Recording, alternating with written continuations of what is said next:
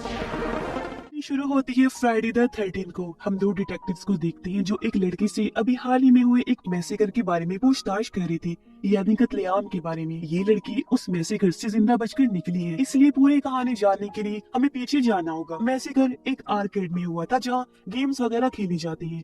उसका मैनेजर था टिम और उसके साथ दो वर्कर्स थे, एक का नाम एलेक्स होता है। उन दोनों की शिफ्ट खत्म होने वाली थी, तभी टिम उन्हें आकर बताता है कि आज तुम्हें ओवर टाइम करना होगा। अभी पार्टी के लिए एक आखिरी बुकिंग आई है, 8 दोस्त आएंगे, पार्टी करेंगे, खेलेंगे, कूदेंगे और चले जाएंगे। इतना बोलकर वो थिएटर रूम में चला जाता है और आराम से बैठकर एक शॉर्ट फिल्म देखने लगता है। ये वही शॉर्ट फिल्म है जिसमें मिकी माउस पहली बार दिखाया गया है। खैर, यहाँ पर मिकी माउस का एक मास्क भी रखा हुआ था जो टीम को पुकार रहा था। इससे टीम काफी डर जाता है। उसके हाथ से ड्रिंक कटे हुए तार पर गिर जाती है। बस तभी नाइट स्टार्ट हो गई और मास्क ने टीम को कंट्रोल करके अपनी तरफ बुला लिया। टीम ने वो मास्क पहना और अब ये किलर मिकी माउस बन जाता है। पागल मिकी माउस। मास्क पहनते ही इसके अंदर ताकतें भी आ गई, जो थी गायब होकर एक जगह से दूसरी जगह पहुंच जाना। इसी बीच एक वर्कर को लगा कि टीम अपने घर जा चुका है, इसलिए वो भी चली गई। अब पूरा आर्केड अकेली एलेक्स संभाल रही थी। थोड़ी देर वो भी इंजॉय करने लगी कि तभी फोन बजा और जब उसने फोन उठाया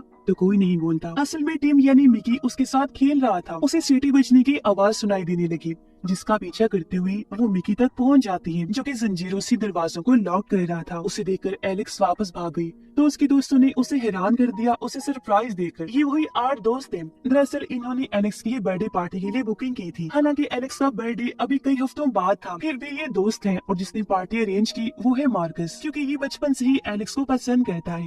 यहाँ मार्कस के साथ उसके बाकी दोस्त थे जिनकी भी एलेक्स के साथ दोस्ती थी। इसी बीच मार्कस के दो दोस्त फिल्म देखने के लिए जा रहे थे और जाते जाते उसका दोस्त बोलकर जाता है, I will be right back, मैं वापस आ जाऊंगा। ये सुनकर मार्कस हंसने लगा, क्योंकि हॉरर मूवी में ऐसा नहीं बोलना चाहिए, क्योंकि हॉरर मूवी का रूल है कि जो ऐसे बोलता है वो वापस नहीं आता। उस दोस्त के साथ होता भी ऐसा ही है। मिकी ने उन दोनों दोस्तों की जान ले ली जो मूवी देखने गई थी। यहाँ से खून होना शुरू हो जाती है। जिस चाकू से केक काटा गया वो गायब हो चुका था, बाकी चाकू छुरियां भी गायब हो चुकी थी और बाहर जाने का रास्ता भी चेन से लॉक कर दिया गया था। इस घबराहट के माहौल में अगला नंबर एक और दोस्त का लग गया।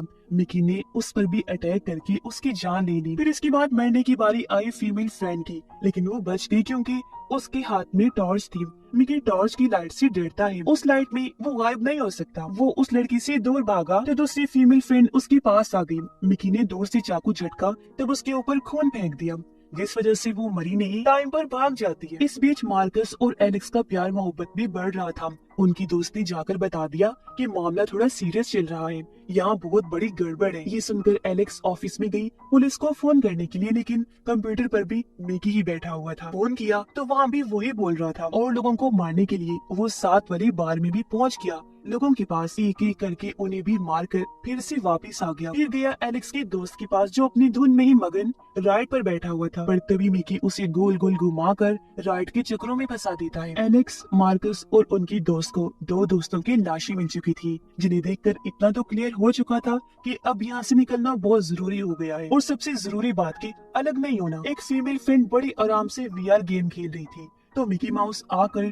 उसके साथ भी अजीब तरीके से छेड़छाड़ करने लगता है। इधर ये तीनों दोबारा मेन एग्जिट तक पहुंच गए, लेकिन मिकी पहले से बाहर खड़ा था। तब ये प्लान बनाती है कि फायर अलार्म बजा देंगे तो फायर ब्रिगेड बिना फोन किए ही आ जाएंगे और हम सब बच जाएंगे। लेकिन ये प्लान बनाते ही अपना अलग ना होने वाला रूल भूल जाती है। एलेक्स इनसे अलग हो जाती है। उसने अकेले जाकर अलार्म बजाया, लेकिन मिकी ने उसके सामने ही उसकी एक दोस्त का गला काट कर बुरी तरह उसकी जान ले ली। इसी बीच मार्कस ने स्पीकर पर बोल दिया था कि छत की तरफ भागो, फायर ब्रिगेड आती होगी। तो 2 दोस्त उसी तरफ भागने लगे, लेकिन रास्ते में मिकी ने लड़की के टांग पर कट मार दिया और दूसरे दोस्त को तो जान से मार डाला उसने। इतने में एलेक्स इन दोनों के पास वापस आ चुकी थी और ये सोच रही थी कि आगे क्या करना है। तभी बाहर जाकर मिकी एक और फीमेल फ्रेंड को मार डालता है। एलेक्स ने किलर को काफी पास से देखा, इसलिए वो समझ चुकी थी कि किलर टेलीपोर्ट हो सकता है, लेकिन फ्लैश लाइट में नहीं। अभी वो सोच रही थी कि आगे क्या किया जाए, तभी मिकी आ जाता है। बहादुरी दिखाते हुए एलेक्स का दोस्त उसके पास गया।